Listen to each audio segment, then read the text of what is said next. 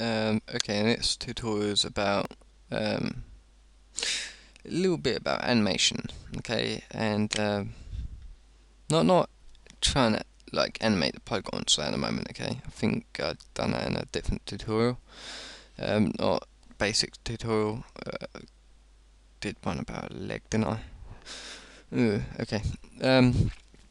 Right, down here we got a timeline bar. Okay. Go up to edit. I think it is in here. You can add more time to it if you need more time or less time. And we're dragging that along so we can get right to the end of the timeline. Well, not right at the end, but you can see the end of the timeline or shrink it down if you really want to get into detail. Let's add a um, floor circle, and we add a camera. Okay. Go back in. We actually go into the camera. We're hitting this little red key button, and we move the timeline up a bit. We can move around the object. Click the key again and keep doing that.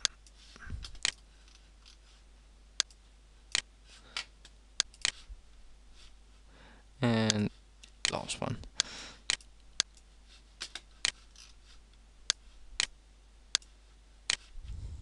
And if you hit play, it goes around your object and stuff. And you can have, like, you put a line in onto that, it can work quite nicely. And um, and recording and animation. What else?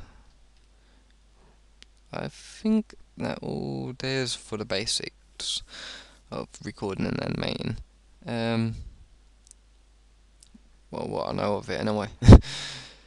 I know some bit more deeper animation about animating polygons and stuff, but I think I've done a video on it. If I haven't, I'll probably upload more of an in-depth video onto how to animate polygons, mesh, and bone structure and stuff, or whatever c4d want to call it. Is it joint tool? No, joints? Yeah, I think it joints.